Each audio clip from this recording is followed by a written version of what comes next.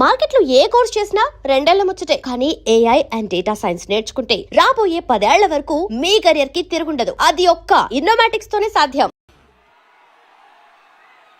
Cinema 2 రోజుల్లోనే release. చాలా టెన్షన్గా ఉంది, నెర్వస్గా ఉంది.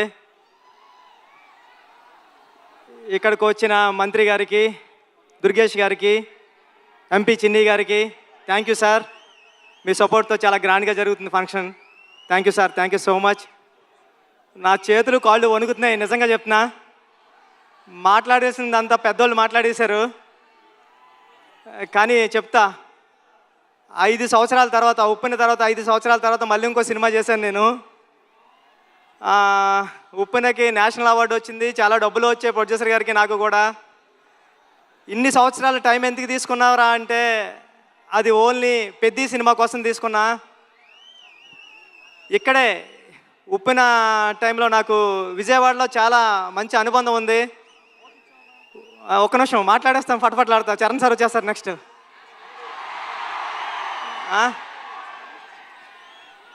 ఉప్పెన నేను ఇక్కడే నాగార్జున యూనివర్సిటీ దగ్గర సైకిల్ దొక్కుంటా రాసుకున్నాను స్టోరీ. నేను ఫాదర్ అవుతున్నానని డాక్టర్ గారు చెప్పింది కూడా విజయవాడలోనే. ఆ దుర్గామాత బ్లెస్సింగ్స్ నాకు ఎప్పుడూ ఉంటాయని కోరుకుంటున్నాను. చరణ్ సార్, నేను ఉప్పెన అయిపోయిన తర్వాత ఎవరితో సినిమా చేయాలని టెన్షన్లో తిరుగుతూ ఉంటే నన్ను మీ దగ్గరికి తీసుకొచ్చారు మా గురువుగారు సుకుమార్ గారు.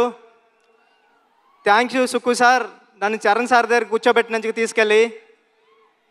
అంటే నాకు ఉప్పెన మెగాస్టార్ చిరంజీవి గారు ఇస్తే పెద్ది రామ్ చరణ్ గారు ఇచ్చారు.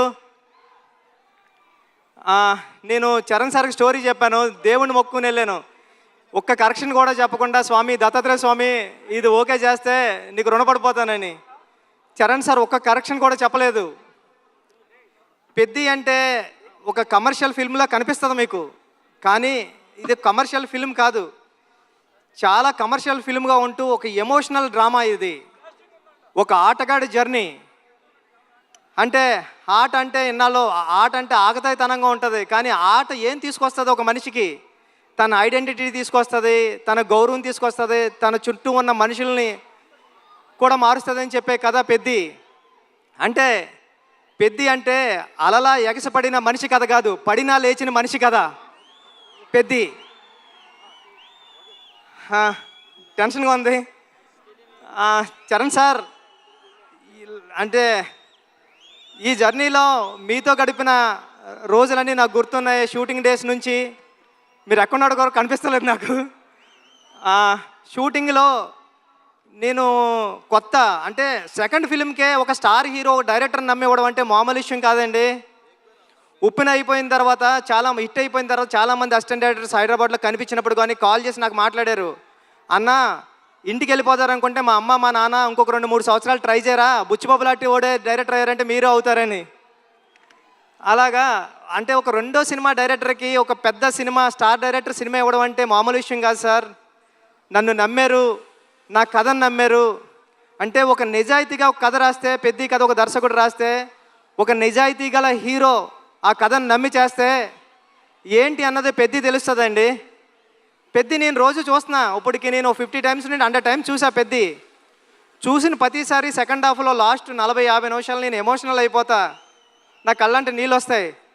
సేమ్ టైము నా చుట్టుపక్కల చూసిన వాళ్ళు కూడా అదే చెప్తున్నారు. వాళ్ళు చాలా ఎక్కువ చెప్పారు, నేను చెప్తే బాగోదని చెప్తలేదు. చాలా మంచి సినిమా తీసావురా, చాలా బాగుంటుంది సినిమా, అందరూ చూస్తారు అని చెప్తున్నారండి. ఈ సినిమా జూన్ 4th రిలీజ్ అవుతుంది. ఫ్యామిలీస్తో వెళ్ళండి, మీ కిడ్స్ని తీసుకుని వెళ్ళండి. అంటే పెద్ద అంటే ఒక ఆటంకం వస్తే ఆగిపోయే ఒక కుర్రోడి కథ కాదు, ఎన్ని ఆటంకాలు వచ్చినా ముందుకు సాగే కుర్రోడి కథ. నేను 9th క్లాస్లో ఉన్నప్పుడు చదువుకున్నా, పట్టుదల ఉంటే సాధించలేనిది లేదని. 10th క్లాస్ నాన్ డీటెయిల్లో ఉండేది. అలాగ పట్టుదల ఉంటే ఏమి సాధించవచ్చు అంటే చాలా ఇన్స్పిరేషనల్ స్టోరీ పెద్ద జర్నీ. పెద్దిగాడికి విజయం చాలా ఈజీగా దక్కలేదు, చాలా స్ట్రగుల్తోనే విజయం సాధించాడు పెద్దిగాడు. కానీ ఆ సాధించిన విజయం ఎలా ఉంటుంది అన్నది రేపు పెద్ద థియేటర్లో చూద్దరు. కానీ థ్యాంక్ యూ చరణ్ సార్, నన్ను నమ్మినందుకు, నాకు ఈ సినిమా ఇచ్చినందుకు మిమ్మల్ని లైఫ్లో ఎప్పటికీ మర్చిపోను. మీకు రుణపడి ఉంటా సార్ ఎప్పటికీ. Thank you sir, thank you. Janhvi madam, thank you ఈ సినిమాకి మేమందరం మట్టిలో రస్టిక్గా ఉంటే మీరు తీసుకొచ్చి కలర్ యాడ్ చేశారు. మీ మదర్కి మేమందరం పెద్ద ఫ్యాన్స్. మీ పర్ఫార్మెన్స్ ఎలా ఉంటుందంటే ఒక్కొక్క సీన్లోని ఒక మగరాయిల్లాగా ఉంటుంది, ఒక హీరోయిజం ఉంటుంది మీ పర్ఫార్మెన్స్లో. ఈ సినిమాలో చాలా మంచిగా యాక్ట్ చేశారు. ఈ అచ్చియమ్మ క్యారెక్టర్ని కూడా మర్చిపోవడం అంత ఈజీ కాదు. క్లైమాక్స్లో మీరు చేసే ఆ పెర్ఫార్మెన్స్ కానీ అన్నీ. Satish sir, thank you so much. ఇంత పెద్ద సినిమాని నమ్మి ఏ రోజు ఒక మాట అనకుండా నన్ను ఒరే నువ్వు చేసుకోపో అన్నారు. ఇది 350 కోట్లు ఎంత అయింది, నాకు 25 కోట్లతో తీసా పెద్ద సినిమా. రవి గారు గట్ట ఉన్నారు, కానీ ఇప్పుడు ఇంత బడ్జెట్ సినిమా నాకు ఇచ్చారు. నేను జాగ్రత్తగానే చేశానని నమ్ముతున్నా, ఎందుకంటే మీరు ఎప్పుడూ నవ్వుతానే స్మైల్తోనే ఉన్నారు. Thank you sir, thank you so much.